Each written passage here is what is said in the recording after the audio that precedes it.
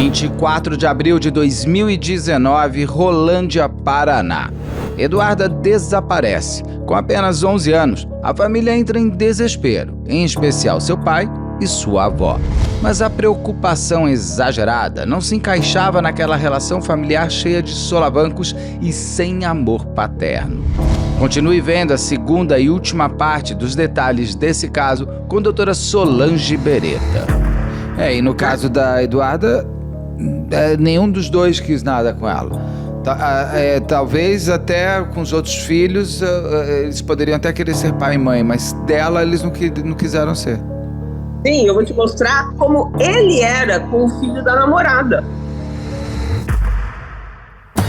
Diretamente de um dos endereços mais famosos do Brasil. De um dos principais cartões postais da cidade de São Paulo. E com as transmissões feitas dos nossos estúdios na Avenida Paulista. Eu sou Beto Ribeiro e eu pergunto, que crime é esse? Ele tirava foto, ele levava no carro, e ela via, essa guria via isso, Ela via ele tratando a filha da namorada como ela nunca foi tratada. E tem aquela coisa, se ele realmente achava que ela não era filha dele, faz um teste de DNA, gente, pelo amor de Deus. Disseram que ele fez, isso a mãe diz, né? Ele falou que fez e que deu negativo. Eu nunca vi esse teste. E não era, ela tinha origem nipônica, só se fosse de outro homem com origem. Sim. Entendeu? Mas você vira a iconicidade, né? Assim como a Isabela Nardoni era a iconicidade do passado do Alexandre Nardoni, a Eduarda talvez fosse o ícone máximo daquilo que atrapalhou a vida. Estou dizendo que ela atrapalhou nada, mas aos olhos dessas pessoas, tá vendo? E o gozado é que nem atrapalhou, né? Porque ele sequer sustentava. Ninguém. Ela foi sobreviver graças à avó. Graças à avó. Que, bem ou mal, foi quem permitiu que ela... Que de alguma, não sei como foi o dia a dia, mas que a protegeu de alguma maneira, né? E que ela dizia para a amiga Emanuele, eu fico muito brava com a minha avó, mas eu amo a minha avó. Ela sabia que dependia daquela pessoa para viver, inclusive. Até a emoção, não só o dinheiro e a casa, a emoção, emocionalmente era uma ligação única que ela tinha, mas era o que ela tinha. Alguém se preocupava com ela, pelo menos. Sim. Da maneira dela, dentro da ignorância que eu digo, ser ignorante de como cuidar de uma criança, né, nesse mundo moderno, mas era ela quem cuidava, era ela que se preocupava, né? Bom, aí, no dia seguinte, eles vão até o batalhão da Polícia Militar. Então, ela some em abril mesmo, o corpo é encontrado? Ela some no dia 19 de abril. De 2019, só para antecipar perguntas do que vem por aí, mas uma certa... Eles estavam ok? Eles estavam brigando? Não, desculpa, dia 24 de abril ela some. 24 de abril de 2019. E os vizinhos relatam se dias antes eles estavam brigando, se tinha grito? Não tem vizinho, não foi esquece o vizinho. Esquece vizinho. Mas a avó fala se o Ricardo estava maltratando a filha, se ele estava brigando, não existiu briga, nada assim que... Não. Porque por mais que ele não quisesse ter sido pai dela, em princípio eu queria entender a motivação do que tudo vai acontecer. Esse é o grande problema. Isso é o grande problema. Não houve briga. Ele teria colocado ela de castigo no dia anterior. Mas coisa normal. Nada fora de uma normalidade. Nem com o avô, nem com a avó, nem com o pai. Eles vão até o batalhão da Polícia Militar e a avó que leva para o policial militar a notícia de que... primeiro eles vão ao conselho tutelar, o conselheiro fala... e eles vão para conseguir, junto à escola, os contatos telefônicos dos amigos para que eles possam buscar pela Eduarda. E a escola disse que somente se o conselho tutelar fizesse essa intermediação, claro. Mas estranho porque a Emanuele era amiga da Eduarda. A avó sabia onde a Emanuele morava. Ela já tinha ido atrás. Ela poderia ter, junto à família da Emanuele, junto à Emanuele, onde Pedido mora. os contatos dos outros. Exatamente. Você não precisava ir ao Conselho Tutelar para pedir para quebrar a informação dos E contatos. eles fizeram boletim já tinham feito imediatamente boletim de ocorrência de desaparecida? Na quarta-feira, não. Não.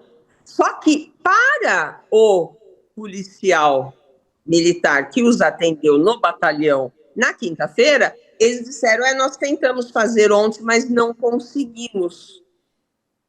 E o policial falou: mas como não conseguiu? Nós fomos lá 1h30. Até o advogado, de forma muito inteligente, falou assim: mas, seu policial, não fecha a delegacia? Fecha. Não teria sido por isso que eles... Mas não foi por isso. Eles disseram que não conseguiram. Agora, você pode... Se tivesse fechado, ela abriria, certo? Depois do almoço. Sim.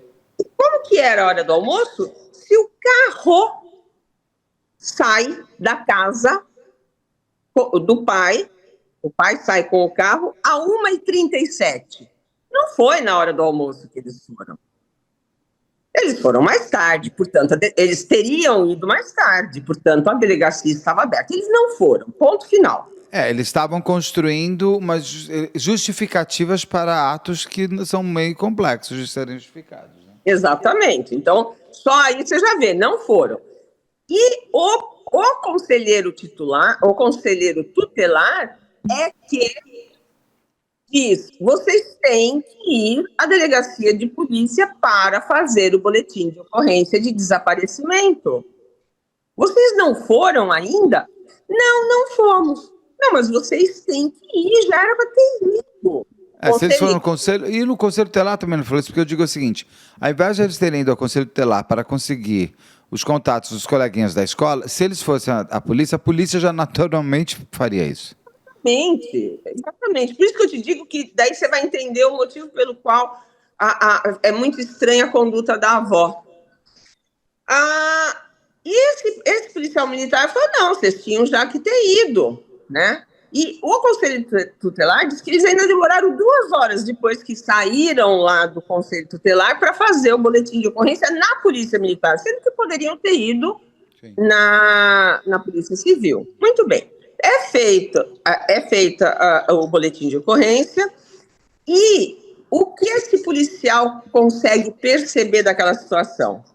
O pai dizendo: não, ela está lá no São Fernando. Está lá para o lado do São Fernando. São Fernando é uma região, pelo que eu pude entender, onde há boca de fumo. Mas uma menina de 11 anos, ela tinha coisas com drogas, não?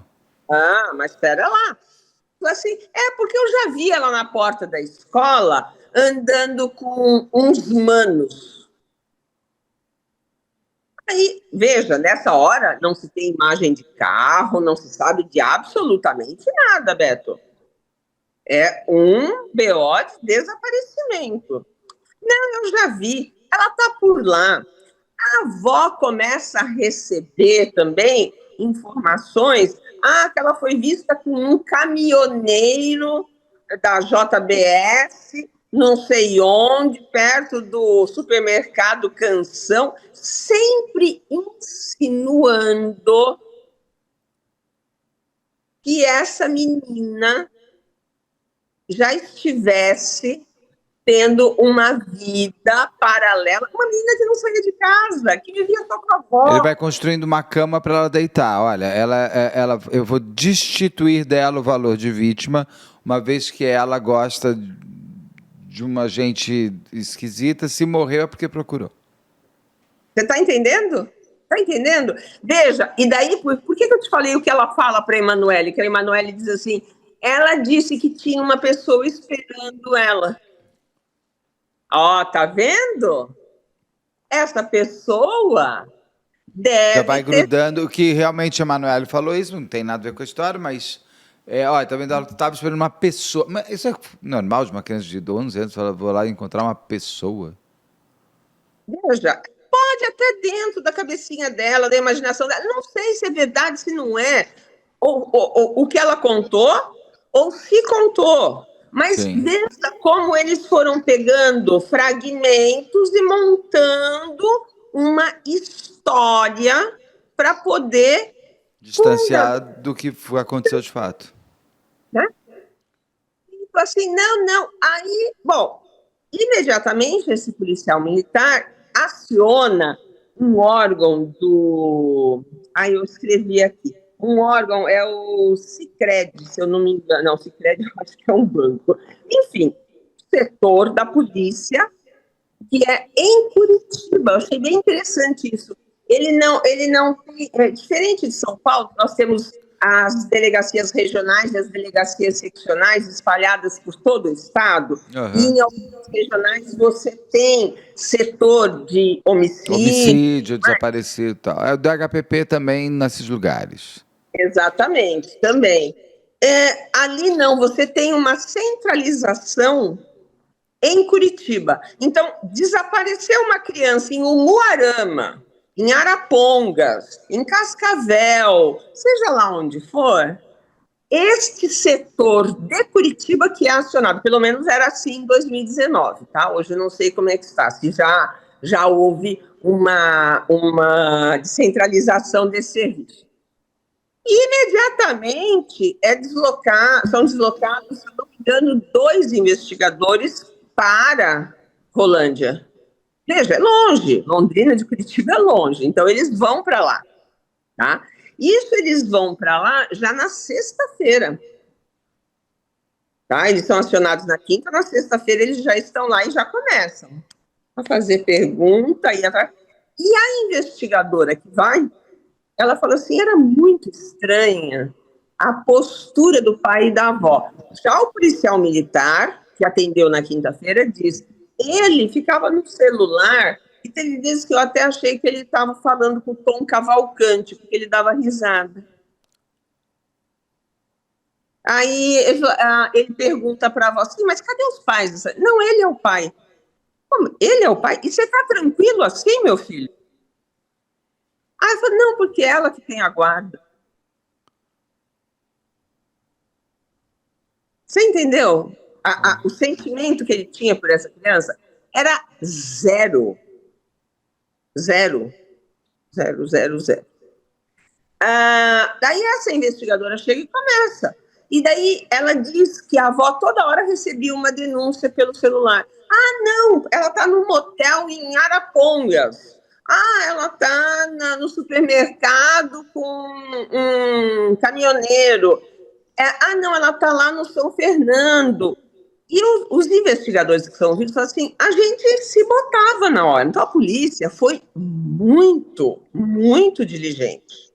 A gente tem que aplaudir tanto essa equipe especializada em desaparecimento, como os policiais do município. 2 policiais fantásticos. E você vê que elas falam sempre destruindo a pequena biografia que ela tinha de vida. Exatamente. Colocando ela sempre numa situação onde ela se jogaria, inclusive, para a possibilidade de ter sido sequestrada, levada, morta, porque afinal de contas ela procurou. Exatamente. E eu perguntaria para essa avó e para esse pai, eles não fizeram nada? A avó tem guarda, o pai é pai, aí. E até para a mãe dela. E a mãe dela? A mãe dela não. Ela entra no desaparecimento? A mãe, lembra que terça-feira ela encontrou com a Eduarda? Sim, a Eduarda pede para ir embora junto. Na terça-feira. Na terça-feira ou na quarta? Na terça-feira à noite ou na quarta de manhã? Acho que foi na terça-feira. Assim que ela sabe, por isso que eu te digo, assim que ela sabe do desaparecimento, ela vem embora para Rolândia. Ela vem embora para Rolândia.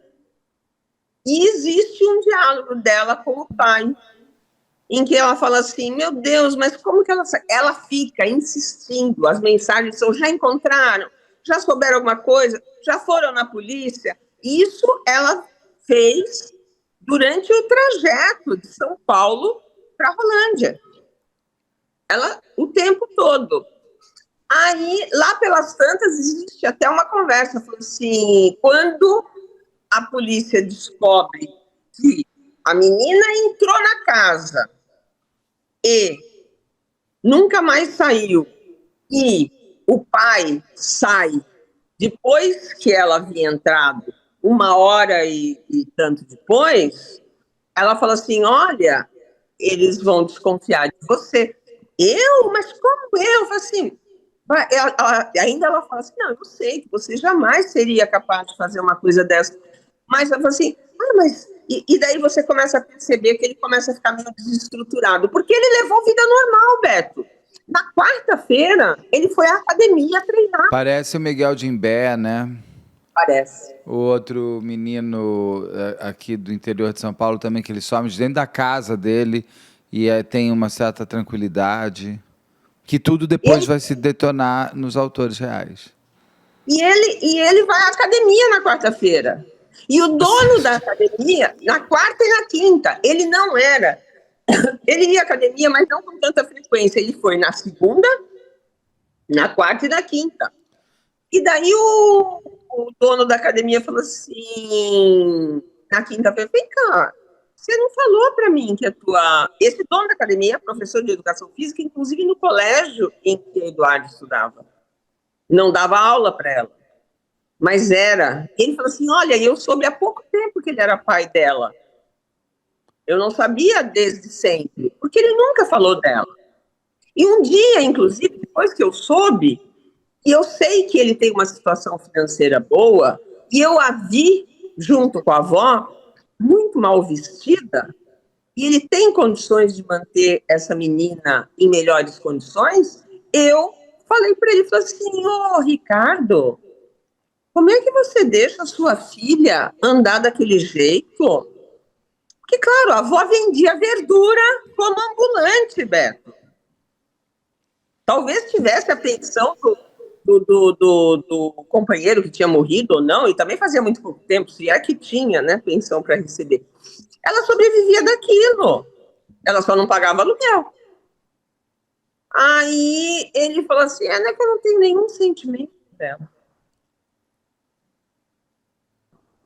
Isso ele fala, assim, abertamente, eu não tenho. Eu nem sou pai dela. Meu Deus. Né? Aí, na quinta-feira, ele fala assim, vem cá, você esteve aqui ontem, você não falou que tua filha estava sumida? Ele falou assim, mas ela costuma sumir mesmo, deve ter saído com algum menino por aí.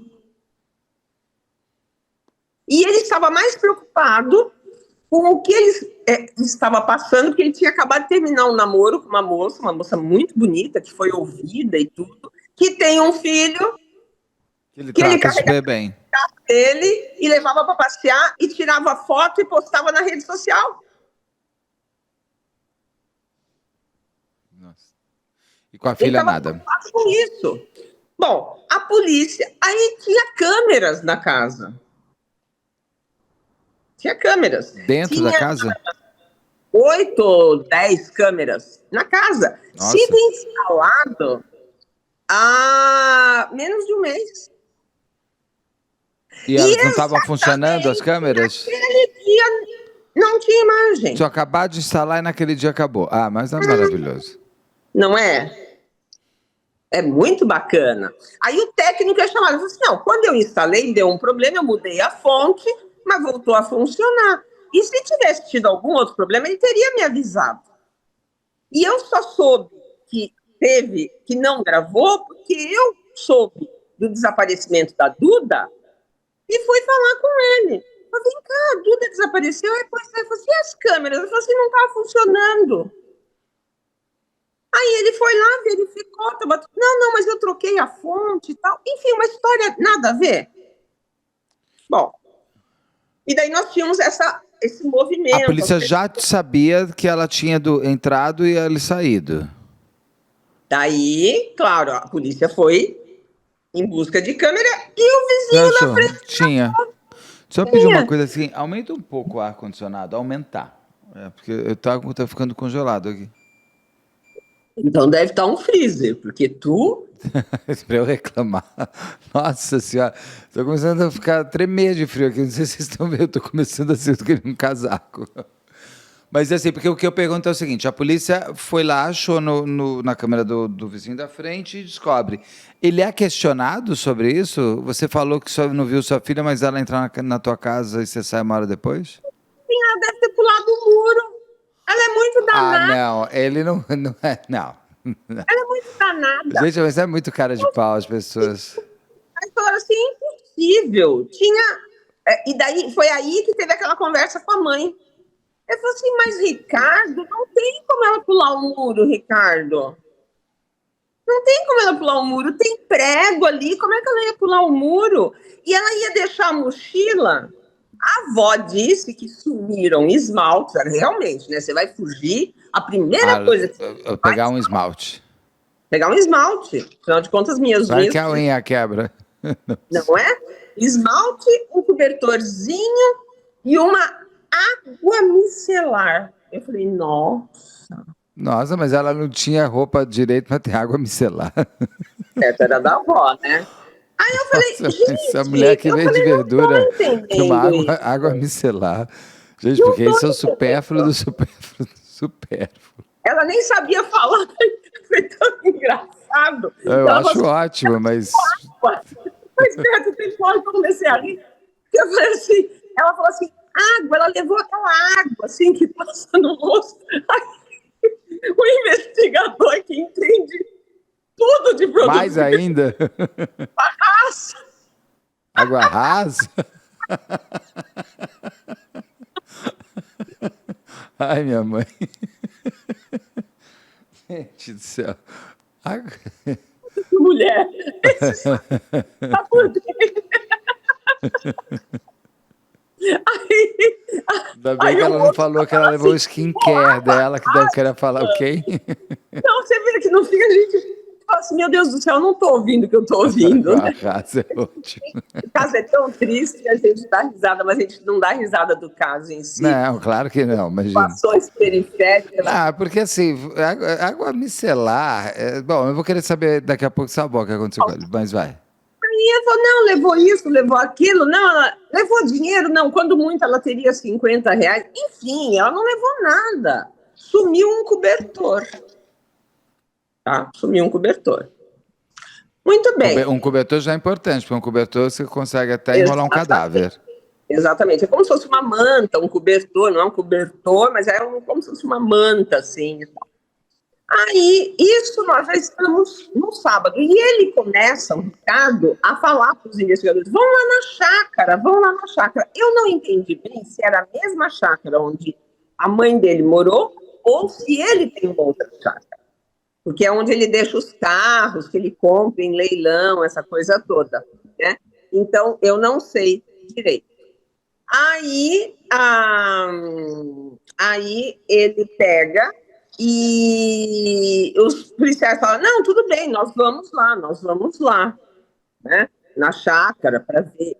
Porque daí já sabiam que ele tinha saído com o carro depois que a menina tinha entrado.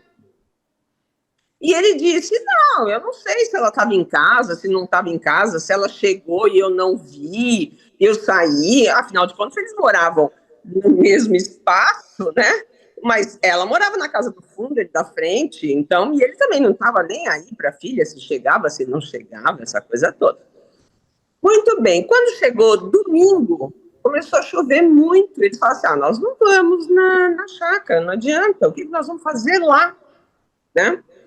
Vamos olhar as imagens de câmeras, outras imagens que nós pegamos, e daí eles receberam uma denúncia anônima, que na quarta e quinta-feira, naquela casa em que o Ricardo morou com o pai e com o avô, aquela que foi reformada... Aquela que foi reformada, que tinha quebrado pelas tempestades e tal. Tá? Tinha tido muito barulho de obra na quarta e na quinta, nos 2 dias. Que seria bom dar uma olhada lá. E deu muitos detalhes. Aí os policiais falaram assim, vamos lá. Entraram na casa sem chave, sem nada, né? Pegaram, entraram por trás e tudo, foram lá. Ah, e esse imóvel pertence à família. E teve obra, mas há algum tempo. Já tinha terminado a obra, já há mais de mês, mais ou menos. Né? Aí eles vão até lá. Quando eles chegam lá, a casa é assim: quem está na rua tem um portão gradeado, e tem a casa do lado direito, quem olha para a casa, né? Tudo gradeado na frente, tem um portão gradeado, tem o caminho do carro, e daí tem uma garagem fechada um pouco mais para o fundo. Tá? Eles abrem essa garagem, quando eles olham, o piso estava quebrado, um piso, tinha um círculo mais ou menos quebrado, que devia ter o quê? Ali uns 50 centímetros de diâmetro, mais ou menos isso. E eles falaram assim, não, e tinha uns tapumes em cima, umas pedras em cima, mas só ali estava quebrado. E eles começam a escavar. Até um investigador falou assim, teve uma hora que eu falei assim, não tem nada aqui. Né? Daí o outro investigador, não, vamos continuar, vamos continuar. Daí eles insistem mais um pouco e eles já encontram os pés da vítima. Na hora, eles saem dali, já vão pro... detalhe, o vizinho de frente, que conhecia essa família há mais de 20 anos, que tinha uma barbearia, tinha saído no domingo para almoçar. Quando ele volta, ele vê os policiais ali. Aí ele fala assim, não, mas o que vocês querem? Tal? Não, a casa tal. Não, a casa tal está ali. E a placa de aluga-se já não estava mais. De manhã, quando ele saiu para almoçar, estava. E não tinha caminhonete. Logo depois do almoço, já não tinha mais a placa de aluga-se e tinha uma caminhonete que foi o sócio do Ricardo que colocou lá. Aí ele pega e fala assim, não, a casa é ali, aqui é a minha casa. Né? Tudo leva a crer, ele não disse que foi, tudo leva a crer, porque ele é o único morador da rua. É uma rua comercial. Ele é o único. Entendi. E ele disse que ouviu na quarta, ouviu na quinta, que parecia que estava quebrando parede ou piso. E era justamente essa denúncia anônima que foi feita. A única pessoa que poderia ter feito essa denúncia anônima foi ele. Ele disse que não foi, mas não tem outra pessoa. Eu acho que ao saber do desaparecimento, ao saber que ele tinha conhecimento de como funcionava essa família, pelo menos um pouco ele tinha, ele deve ter ligado para a polícia. Sim. Agora, quando a polícia encontra o corpo da Eduarda, o que acontece? Eles já chamam... Aquela investigadora que veio de Curitiba, ela estava longe da viatura, ela pegou a chave do carro desse vizinho e falou assim, me dá aqui. Pegou, confiscou o carro do vizinho e se mandou para a casa do Ricardo. Chegou lá e prendeu ele em flagrante, porque lembre-se que ele estava sendo preso por ocultação.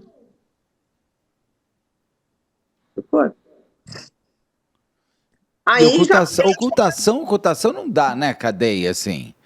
Não, mas é flagrante, Beto. É flagrante, tudo bem. Flagrante. Você garante pelo menos a prisão por ali quantos dias? Pelo menos uns 30 dias. Isso, relaxa. Conceder a liberdade provisória dele ainda vai um tempo. Sim. Ou pagar... Pelo menos você garante que ele não foge. Garante. E você ali estava delineado. Você não podia prender ele em flagrante pelo homicídio, porque já não estava mais em estado flagrancial. Mas por ocultação, sim. A avó desaparece. Ele é preso em flagrante. Aí os policiais até pedem com bastante jeito, provavelmente, para que ele ajude a cavar, para auxiliar a retirada do corpo. Lá pelas tantas ele é levado, daí você tem os depoimentos dele. E, Beto, para mim, do jeito como ele falou, tá? A avó sabia que ele tinha matado. E ela sumiu, essa mulher? Sumiu, mas ela foi presa, né? Foi presa na casa de uma prima, sumiu, mas estava ali pela Redondeza, né? E foi presa também. Daí já era uma prisão também em flagrante, porque eles continuaram perseguindo, porque, em princípio, ela também estaria envolvida na ocultação. Na ocultação, porque a casa dela também. Certo? E ela vive com ele e tudo mais, tá? Mas havia todo o indício de que ela teria participado. Só que, nesse meio tempo, a polícia pede a prisão temporária por homicídio. Então, mesmo que o juiz concedesse... de um, vai pegar o outro. Não te prendo aqui, mas te pego ali. E daí eles foram presos. Quando tiram o cadáver da Eduarda, a gente consegue saber do que é... Como foi a morte dela? Eduarda estava com os pés amarrados, com as mãos amarradas, com a cabeça enfiada neste buraco, tá? Com a cabeça enfiada neste buraco, com a corda amarrada no pescoço e com um saco plástico também, e uma blusa por dentro. Assim foi encontrada essa menina. O corpo foi submetido ao exame necroscópico pelo IML, de Arapongas, ou de Londrina, mas eu acho que foi de Arapongas, e foi constatado que ela morreu por asfixia mecânica por esganadura. Só que ela tinha a corda passada no pescoço, tá? A mesma corda que amarrava os pés e as mãos. Agora você há de me perguntar, qual foi a versão do pai? Ele confessa a morte? Tem violência sexual? Não. O laudo não. Ainda dava para ver, porque foram alguns dias já, né? Não, mas o corpo estava bem preservado. Tá. Não teve. Estava com o cobertor? Estava... Não, o cobertor para saber se aquele... casa. Não, o cobertor foi encontrado na casa. Na casa onde ela foi enterrada. Eles devem ter enrolado ela nesse cobertor e ter levado até lá, de repente. A avó não estava no momento. Então ele... A avó não estava. Lembre-se que a avó chega aqui. Ela chega... porque quando ele sai, ele já sai com o corpo dela. Ela entra, ele mata, põe na caminhonete e sai. Em princípio... Porque lembra que ele foi um dia e depois ele foi no outro dia? Sim. Será que o corpo ficou ali enquanto ele abria o buraco? Será que ele levou? O policial disse que percebe que está mais rebaixado. Mas ela era uma menina de 11 anos, não pesa tanto assim. Mas ele confessa que... Ele confessa que matou a filha, não? Não. A versão dele é a seguinte, que ele chegou em casa... Né, que ele estava em casa e que ele viu que ela entrou, foi lá para a casa dela, no fundo, e que daí estava na hora dele sair, ele olhou, viu que a porta estava aberta. Você acha que ele... Ele que não liga para ela para nada, ele ia ficar preocupado se ela estava bem. Né? Ele viu a porta aberta, ele foi lá e encontrou a Eduarda enforcada. Tá? Eu imaginei que ele ia criar uma situação de autoexecução. Enforcada na maçaneta com a corda enleada na maçaneta da... existe casos? Existe em maçaneta, em lugares mais baixos, é normal. Existe. Agora, o tipo de nó que é feito... E ela estaria já amarrada, ela mesma se amarrou em tudo? Não, o pescoço, calma. Que ela estava ali, que ele olhando aquilo, ele ficou com medo de fantasma? Ser resultado da morte da filha. Ora, se é um caso de enforcamento, é a coisa mais fácil de ser comprovada, certo, Beto? Dá licença. Dá licença, me poupe, né? Nós somos tudo bobo, tudo idiota aqui. E daí ele ficou com medo, ele se desesperou, tirou ela dali, porque ela já estava roxa e papapá, papapá, papapá. Ele Nossa, pegou mas em 10 minutos? Hã? Que ela chega meio-dia e 10, ele saiu e pouco. Já estava Não, roxo, já estava em estado veja, cadavérico ela pesado. chegou... Não, peraí, Beto. Ela chegou que Ela horas? chega 11h52. E ele sai... Sai com ela 13h37. Então foi o que eu falei, 1 hora. É mais de uma 1 hora e hora, né? meia, vai. É meio-dia, 1 hora e meia. Mais de 1 hora e meia. Pra já tá roxo, já tá tudo, não sei o que lá, não, que ela veio de Não, não. exatamente. Não, já tá roxo. Não, já isso que eu tá... tô dizendo, se ela já tá num estado de morte, que eu, pelo que pouco que eu já começo a entender, teria que ser um pouquinho mais tempo, né? Acho que ele começa a descrever como ele viu ela já na casa. Pode ser. Aí ele pega e ele amarra as mãos e os pés para facilitar Levantar. a... E ele já tinha pensado em tudo. Na hora que ele vê a menina, independente se é filha ou não, uma pessoa morta, numa autoexecução, você imediatamente pensa o quê? Opa, vão achar que eu matei. Então deixa eu já resolver. Aproveitar a própria corda, já dou uma amarrada nela, viro uma alça, jogo no carro, levo até aquela casa, que eu passo o negócio. Não, porque é a coisa mais rápida que você pensa. Exatamente. Né? Você acha que todo mundo é muito pragmático na vida para não se dar mal.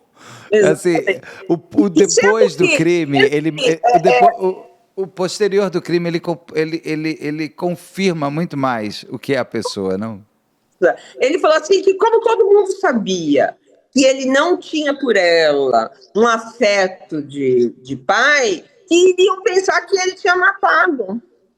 Então, exatamente por a gente saber que você não tem afeto de pai, que fica muito estranho você, neste dia específico, que ela resolve tirar a própria vida, você dá uma olhadinha como ela tá. Porque você não deve ter feito isso a vida inteira. Exatamente. Agora, ele não confessa o homicídio? Não. E nesse caso, um feminicídio? Não, aí teve um momento que ele diz assim... Solange, nesse caso, um feminicídio? Olha, Beto, com certeza. Porque houve uma violência doméstica psicológica, né? E tem a menina, por ser filha dele, menor de 12 anos, ele vai pegar umas cacetadas de pena. Tô aprendendo direito suas aulas? Aluno nota 1000.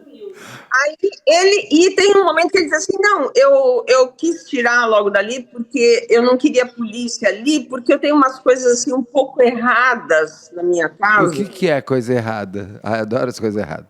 Que os negócios dele também não eram uns negócios assim, sabe? Talvez beirasse a algum ilícito também. Aí ele não confessa, e daí quando perguntam, e a sua mãe? A sua mãe já sabia, porque na verdade ainda tem a falsidade ideológica, foi elaborado um boletim de ocorrência de desaparecimento, sabendo que ela não estava desaparecida, sabendo que ela estava morta. Aí ele para, 3 vezes ele é ouvido, nas 3 vezes ele para, né? E ele fala, não, eu não quero envolver minha mãe nisso. E a mãe, quando é ouvida lá no conselho tutelar, ela vira para ele e fala assim, eu não vou segurar essa bucha sozinha.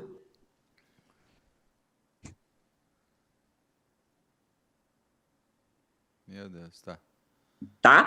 Então, você pensa, por que vocês não foram registrar a ocorrência? Nós tivemos, eu tive medo. Nossa. Sabe quando se trai, Beto? Sabe quando se trai?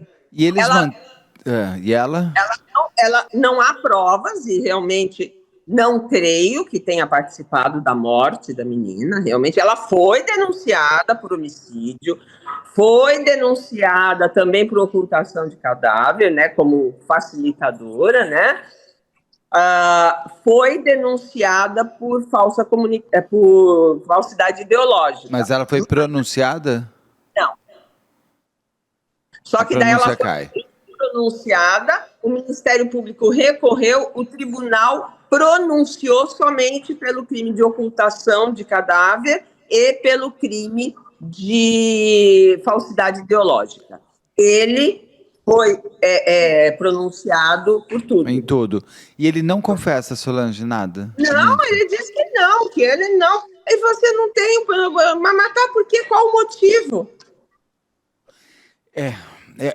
Eu tenho chegado à conclusão de que esses pais que não confessam, como Nardones e tudo mais, é porque eles começam a falar tanto e começam a acreditar mesmo que não fizeram, até para eles não olharem no espelho e entenderem os monstros que são. Porque você primeiro que matou uma pessoa indefesa, né? Você não esperou ela ter...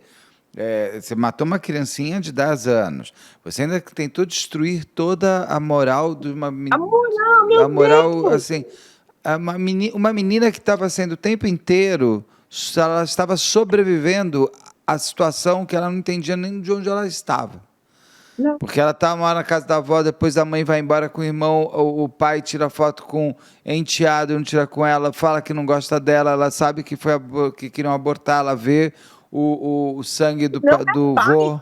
Fala que nem pai ele é. É assim, é uma menina que, meu Deus, coitada. Assim, e ainda querem destruir o que ela tinha. Uma menina linda, uma mestiça linda, né? Aquela mistura de brasileiro com japonês, uma coisa linda, um cabelão, uma menina linda.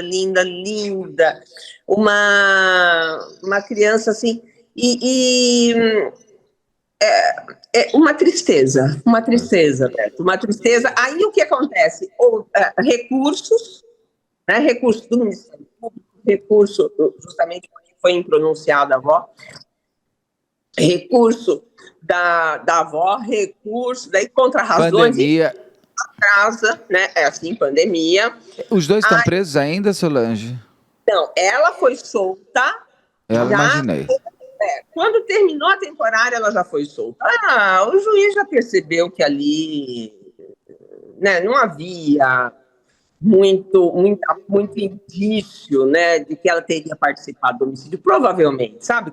Tudo bem, eu recebia... A própria câmera já salva, né? Tecnicamente falando, a prova técnica ela já resolve. Também. Se ela chega depois da saída dele, ela computação de cadáver, beleza. Agora... a morte em si, não. Agora, como é que essa avó, eu perguntaria para ela, como é que essa avó aceitou a morte da neta? Encobrir. Um filho que, pelo jeito, ela não gostava também, ele não queria ter, ele detestava ela. Que essa? Que sentimento é esse? Que quer junto de si aquele que odeia, que a odeia. Qual é esse ela quis a guarda da neta. Filho único. E, gente, tem uma coisa assim, se você não quer o seu filho, que eu acho um absurdo, você tem uma série de formas anticoncepcionais para você não ter filho, então permita que aquela criança seja amada por um monte de gente que está querendo adotar, não me faz uma coisa dessa, eu não entendo isso, meu Deus do céu. Aí ela nos primeiros depoimentos, realmente ela é meio fria, né? Eu acho até, Beto, que ela acreditou nessa versão dele. Ela sabe o filho que ela pôs no mundo, né? Ela acreditou nessa versão dele. Hoje... Ela precisou acreditar, precisou acreditar que aquele que ela botou no mundo não seria capaz de fazer matar aquela que ele pôs no mundo. Aquela que ele pôs no mundo, que não cuidou, que não aceitava. E para que matar? Eu queria saber muito... O que fez aquele dia ele matar ela? Por isso que eu perguntei como é que estava antes. Se eles estavam brigando, as pessoas ouviam, se ele estava... Porque aquele dia específico foi determinante que ela não ia mais viver. E por que matar? O que acontece? O que aconteceu, só ele e a Eduarda sabe. A Eduarda levou consigo. E ele nunca vai dizer, porque ele, tal como o Alexandre Nardoni, nunca vai admitir que matou. Não, ele não vai aceitar a identidade monstruosa que ele tem. Até para você se arrepender, você tem que entender o que você é. A defesa está se batendo muito no laudo necroscópico, dizendo que, como tem aquela marca de corda no pescoço, que a versão que ele apresenta é verdadeira. Não é. existe uma situação no necroscópio muito interessante, porque foi constatada uma movimentação anômala das vértebras cervicais C1 e C2. Espaçamento anômalo entre a C1 e C2, que são as cervicais, mas bem cá em cima, certo? E daí, aliado ao fato de ter a corda no pescoço, ele falou, tá aqui, né? Tá aqui o enforcamento. Não. A marca dos dedos, você verifica o hematoma, ou seja, foi provocado em vida. Em vida, era isso que eu ia falar. A corda tem que ter sido posta. Branquinha. Não, a marca, Gerson já falou várias vezes que muita gente tenta fazer isso, só que é muito rápido você perceber que a corda já não marca a vida, porque para ela estar, você tem que estar vivo. Como ela morre com asfixia, morreu, ele vai pegar a corda e criar a situação. A corda não vai dar a marca de ela com vida. É impossível. E daí vem um assistente técnico que examina o corpo por fotografia e fala que o cliente pediu para falar. E mais, né? Quer dizer, olha o tamanho da corda que ela pegou para se enforcar. Era uma corda que a mãe usava. E daí perguntam para ele, por que você colocou a camiseta? Camiseta? Que camiseta? Não, tinha uma camiseta enrolando o rosto dela e mais um saco de lixo. É que eu não podia ficar olhando para ela. Mas ele não consegue, né, Beto? Não, isso é verdade. Mas é verdade. Não, mas que ele disse que fez depois. Mas por quê? Porque ele não consegue se ver, né? A monstruosidade que é. Você acabou de cometer uma menina de 11 anos, Beto. Bom, e agora a gente tem a possibilidade de ter o júri ainda em 2026, em julho. A defesa com o juiz lá de Rolândia teve todas as... Até fazer novamente o 422, ou seja, apresentar outro rol, fazer reconstituição. Olha, uma lambança processual, sempre em nome, né, da amplitude de defesa, né? O que eu acho um absurdo, você não pode, em nome disso, atrapalhar o curso processual, o processo penal, né, as formas. A justiça. A justiça. Muito bem. Eu sei que é tanta lambança que você vê. Esse crime ocorreu em 2019 com réu preso. E Agora, 2026. Para 2026. 7 anos. 7 anos para se fazer um júri e por conta da defesa. A defesa está fazendo isso. E a última foi o desaforamento para Curitiba, porque, é claro, quando souberam, né, o município foram lá, depredaram a casa dele, aquela coisa toda. Ele ficou preso em Londrina, ele não pôde ficar preso ali.